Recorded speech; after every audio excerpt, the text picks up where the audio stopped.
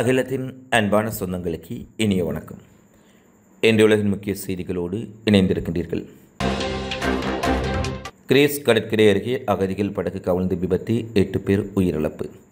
Greece நாட்டின் கிழக்கு பகுதியில் அமைந்துள்ள ட்ரோட்ஸ் தீவு அருகே கடற்பகுதியில் அகதிகள் பயணம் செய்த படகு ஒன்று கடலில் கவிழ்ந்து விபத்துக்குள்ளானது. ரோந்து படகு நெருங்கி வருவதை அறிந்து தப்பிக்க முயற்சிக்கும் போது இந்த விபத்து நிகழ்ந்ததாக கடலோர காவல்படை அதிகாரிகள் தெரிவித்துள்ளார்கள்.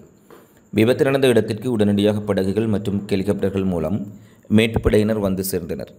நீண்ட நேர போராட்டத்திற்கு பின்னர் 18 பேர் பத்திரமாக மீட்கப்பட்டனர்.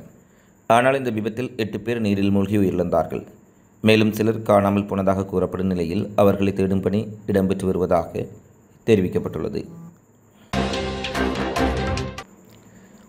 உக்ரைன் விவகாரத்தில் சமரசம் செய்து கொள்ள தயாராக இருப்பதாக ரஷ்ய அதிபர் புடின் தெரிவித்திருப்பதாக வெளியான செய்திகள் உலகளவில் பரபரப்பை ஏற்படுத்தியுள்ளது.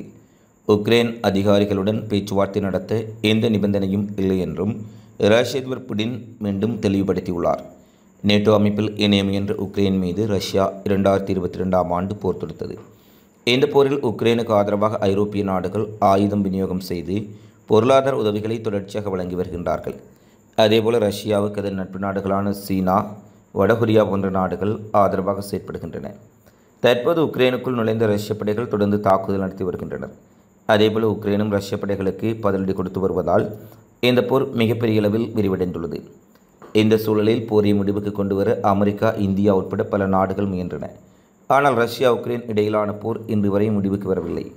இதனிடையே தான் சமீபத்தில் இரு நாடுகள் இடையிலான மோதல் சற்று குறைந்திருந்தாலும் கடந்த ஒரு மாத காலமாக மீண்டும் அதிகரித்துள்ளது. இதற்கு முக்கியமாக அமெரிக்கா, இங்கிலாந்து தயாரிப்பு ஏவுகணைகளை உக்ரைன் ரஷ்யாவின் நிலப்பகுதிக்குள் பயன்படுத்தலாம் என்று அனுமதி வழங்கப்பட்ட பின்னர் கோபமடைந்த ரஷ்யா உக்ரைன் மீது மிக கடுமையான தாக்குதலை மேற்கொண்டு வருகின்றது. இதனால் மிக கடுமையான மோதல் இடம்பெற்று வருகின்றது. ஆனால் அமெரிக்க தேர்தலில் வெற்றி பெற்ற டொனால்ட் ட்ரம்ப் போரை நிறுத்தும் முயற்சியில் ஆர்வம் காட்டி வருவதுடன் ரஷ்யா உக்ரைன் இடையே பேச்சுவார்த்தை ஊடாக தீர்வு எட்டப்பட வேண்டும் என வலியுறுத்தியுள்ளார்.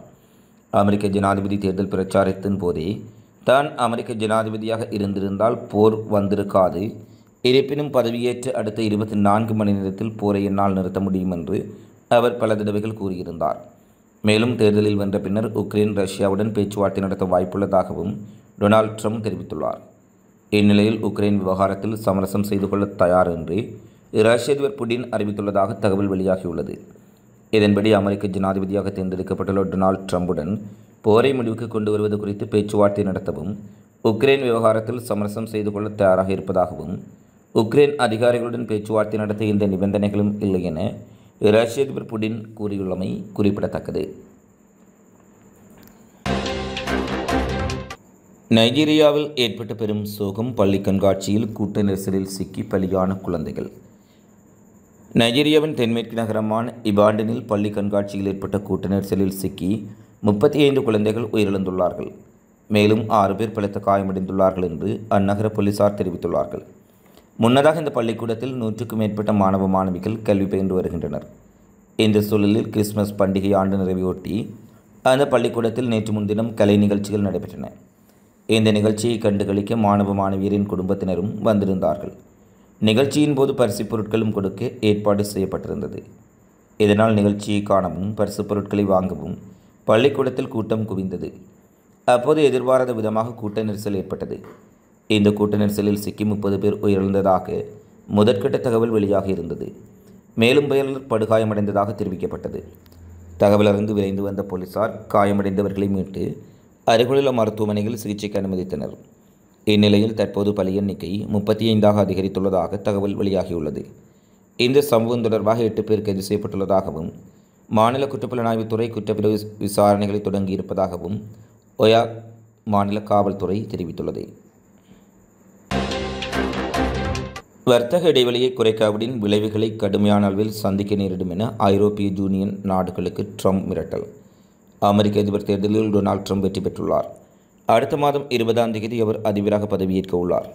தற்போது ஒவ்வொரு துறைகளுக்கும் அதிகாரிகளையும் கேபினெட் மந்திரிகளையும் ட்ரம்ப் நியமித்து வருகின்றார். அமெரிக்காவை மீண்டும் உலகளவில் சிறந்ததாக்குவது என்பதில் தான் உறுதி பூண்டுள்ளதாகவும் இதனால் வர்த்தகம் தொடர்பில் வரி விதிப்பில் கவனம் செலுத்தி வருவதாக அவர் தெரிவித்துள்ளார். கனடா, மெக்சிகோ, சீனா ஆகிய நாடுகளில் இருந்து இறக்குமதி செய்யப்படும் பொருட்களுக்கு கூடுதல் வரி விதிக்கப்படும் என அவர் குறிப்பிட்டுள்ளார்.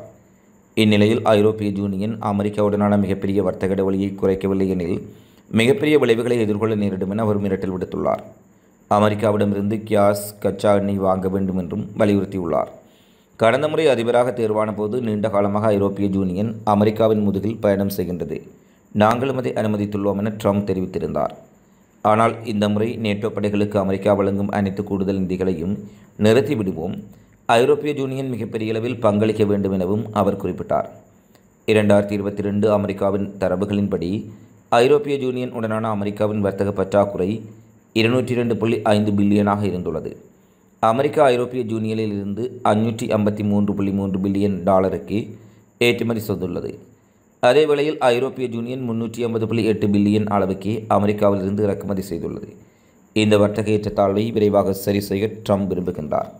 அவரது அச்சுறுத்தும் அணுகுமுறை அதை செய்வதற்கான சிறந்த வழியாக இல்லாவிட்டாலும் அது அமெரிக்காவில் எவ்வாறான தாக்கத்தை ஏற்படுத்தும் என்பது குறித்து இன்னும் சில மாதங்களில் அறிந்து கொள்ள முடியும். தென் அமெரிக்காவின் 4 முக்கிய நாடுகளான பிரேசில், அர்ஜென்டினா, உருகுவே மற்றும் பராகுவே ஆகியவற்றுடன் ஐரோப்பிய ஒன்றியம் ஒரு பெரிய சுதந்திர வர்த்தக ஒப்பந்தத்தில் கையெழுத்திட்டதன் மூலம் ஐரோப்பா ஏற்கனவே அமெரிக்காவை கடந்து தங்களது விருப்பங்களை தேடத் தொடங்கியுள்ளது. இந்த ஒப்பந்தம் ஐரோப்பா மற்றும் தென் அமெரிக்கா முழுவதும் கிட்டத்தட்ட 700 மில்லியன் மக்களுக்கு பயனளிக்கும் என கூறப்படுகின்றது. 2100 கோடி ரூபாவை லஞ்சம் பெற்றதாக அதானி குழும வழக்கை விசாரித்த அமெரிக்க நீதிபதி திடீரென பதவி விலகுவதாக அறிவித்திருப்பதால் அமெரிக்கா இந்தியாவில் பரபரப்பு. இந்தியாவின் பிரபல தொழிலதிபர் அதானி மத்திய அரசின் நிறுவனத்திடமிருந்து சூரிய ஒளி மின்சாரத்தை தயாரித்து வழங்குவதற்காக ஒப்பந்தத்தை பெற தமிழ்நாடு உட்பட இந்தியாவில் உள்ள பல்வேறு மாநிலங்களில் மின்வாரிய அதிகாரிகளுக்கு ரூபாய் 2100 கோடி ரூபாய் லஞ்சம் கொடுத்து அமெரிக்காவில் முதலீடுகளை திரட்டியதாக தகவல் வெளியானது. இது தொடர்பாக அமெரிக்க நீதிமன்றத்தில் குற்றச்சாட்டு பதிவு செய்யப்பட்டுள்ளது. இதில் அதானிக்கு பிடிவாரண்டும் பிறப்பிக்கப்பட்டது. இது இந்திய அமெரிக்க அரசியலிலும் பெரும் அதிர்வலைகளை ஏற்படுத்தியிருந்தது. இந்த ஊழல் விவகாரம் குறித்து விவாதிக்க இந்தியா கூட்டணி எதிர்க்கட்சிகள் பாராளுமன்றத்தில் தொடர்ந்து வலியுறுத்தி வந்தார்கள். இந்நிலையில் நியூயார்க்கின் கிழக்கு மாவட்ட நீதிமன்றத்தில் அதானி வழக்கை விசாரித்த நீதிபதி பிரியோன் பீஸ் தனது பதவி விலகலை அறிவித்துள்ளார். அதானி விவகாரத்தில் இந்தியா சார்பில் அமெரிக்க நீதித்துறைக்கு அழுத்தம் இருந்து வந்த நிலையில் ட்ரம்ப் அடுத்த மாதம் பதவியேற்பதற்கு முன்னர் ஜனவரி 10ஆம் தேதியோடு தான் பதவி விலகுவதாக அவர் இன்று அதிகாரபூர்வமாக அறிவித்துள்ளார். கடந்த நவம்பர் 5ஆம் தேதி நடந்த அதிபர் தேர்தலில் டொனால்ட் ட்ரம்ப் வெற்றி பெற்ற நிலையில் அடுத்த மாதம் பதவியேற்கின்றார். இந்நிலையில் தற்போதைய அதிபர் ஜோ பைடனால் நியமிக்கப்பட்ட நீதிபதி, அதுவும் அதானி வழக்கு உட்பட பல முக்கிய வழக்குகளை கையாண்ட நீதிபதி திடீரென பதவி விலகலை அறிவித்திருப்பது பல்வேறுபட்ட கேள்விகளை எழுப்பியுள்ளது. 2021 முதல் அவர் நியூயார்க்கில் நீதிபதியாக பணியாற்றி வந்துள்ளமை குறிப்பிடத்தக்கது. இஸ்ரேல் இராணுவம் பாலஸ்தீன அமைப்புக்கு இடையே உக்கிரமான போர் நடைபெற்று வருகின்றது. காசாவில் இஸ்ரேல் இராணுவம் நடத்தி வரும் கண்மூடித்தனமான தாக்குதலில் இதுவரை ஆயிரக்கணக்கான குழந்தைகள், பெண்கள் உட்பட 45,000 பேர் வரை கொல்லப்பட்டுள்ளார்கள். இந்நிலையில் உலகின் பல நாடுகள் இஸ்ரேல் பக்கமும் பல நாடுகள் மனிதநேய அடிப்படையில் பாலஸ்தீனம் பக்கமும் ஆதரவாக பிரிந்து நிற்கும் நிலையில் ஆரம்பம் முதலே அமெரிக்கா இஸ்ரேலுக்கு தொடர்ச்சியான ஆதரவை வழங்கி வருகின்றது. குறிப்பாக அமெரிக்க அதிபர் ஜோ பைடன் ஆட்சி காலத்தில் பல பில்லியன் கணக்கான ஆயுத உதவிகள் இஸ்ரேலுக்கு வழங்கப்பட்டுள்ளது. குறிப்பாக பெஞ்சமின் நெதன்யாகுவின் நடவடிக்கைகளுக்கு பின்னால் அமெரிக்காவே இருப்பதாக பலரும் குற்றச்சாட்டுக்களை முன்வைத்துள்ளார்கள். இந்த நிலையில் பாலஸ்தீன இன அழிப்பை நிறுத்துமாறு கோரி இலங்கையின் தலைநகர் கொழும்பில் அமெரிக்க தூதரகம் முன்பாக மிக பெரும் ஆர்ப்பாட்ட பேரணி ஒன்று இடம்பெற்றுள்ளது. இந்த போராட்டம் கொல்பட்டியில் அமைந்துள்ள அமெரிக்க தூதரகத்தின் முன்னால் இடம்பெற்றது. பாலஸ்தீன சுதந்திர இயக்கமும் ஐக்கிய தொழிலாளர் சம்மேளனமும் இணைந்து குறித்த ஆர்ப்பாட்டத்தை முன்னெடுத்ததாக செய்திகள் வெளியாகியுள்ளது. ரஷ்யா உக்ரைன் படைகளுக்கு இடையிலான மோதல் உக்கிரமடைந்துள்ள சூழ்நிலையில் டொனாஸ்க் பகுதியில் இருக்கும் முக்கியமான 2 கிராமங்களை ரஷ்ய படைகள் கைப்பற்றியிருப்பதாக ரஷ்ய பாதுகாப்பு அமைச்சகம் தெரிவித்துள்ளது.